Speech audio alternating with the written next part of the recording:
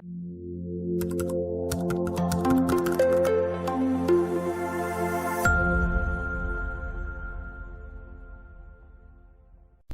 this video, we're going to talk a little bit about functional style programming in Python.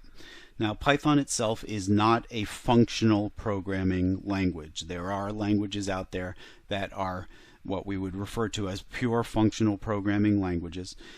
Python, on the other hand, is a general purpose programming language that supports procedural programming, it supports object-oriented programming, and it supports a number of key aspects of functional programming, but because it's not an actual functional programming language, we chose to refer to that in our book as functional style programming. Now, in functional style programming, we tend to focus on what we want to accomplish and less on how to accomplish it. The how part is generally handled by the libraries. So just as a for example, let's revisit that sum function that we've used a couple of times now that's built into Python. We can certainly write our own code that specifies how to calculate the total of a bunch of integer values and then get that final result. But we don't have to do that because the sum function already knows how to do that.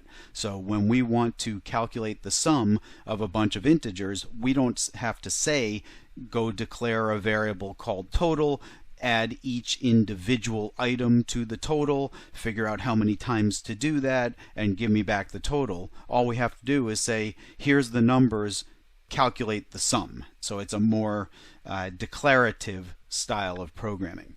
The case where we are figuring out all the details of how to calculate the total would be known as external iteration. We specify not only what we want to accomplish, but how we want to accomplish it. In functional style programming, we focus on internal iteration, meaning there is still iteration going on, but it's hidden from us by the libraries, by things like the sum function or the methods that are part of the statistics module that we've demonstrated to you previously as well. So what you'll find is that as you get into functional style programming in Python, you're going to write code where you mostly declare what it is you want to do. You will have to specify which library function to use or which method of a class to use, as we'll see in some later examples, but you won't have to specify how those libraries perform their tasks. They have already done that for you. Now, a key aspect of functional style programming is a concept called pure functions.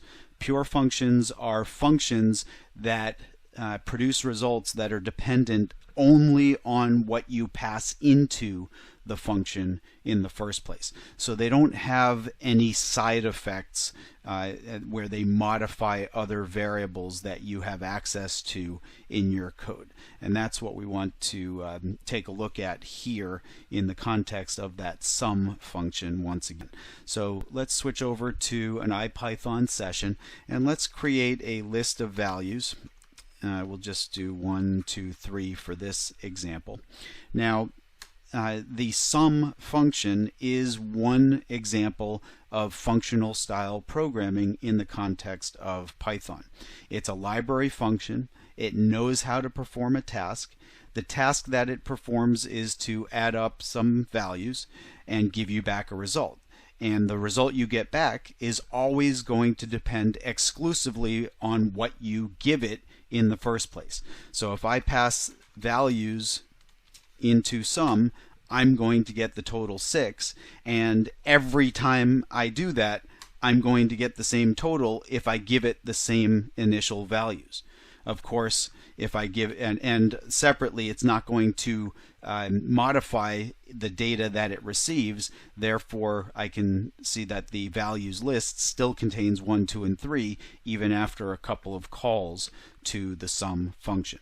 So a pure function has outputs that depend only on the inputs, and there are no side effects as a result of the function being called, meaning that the data you give it is left unchanged, unmodified, after the call completes.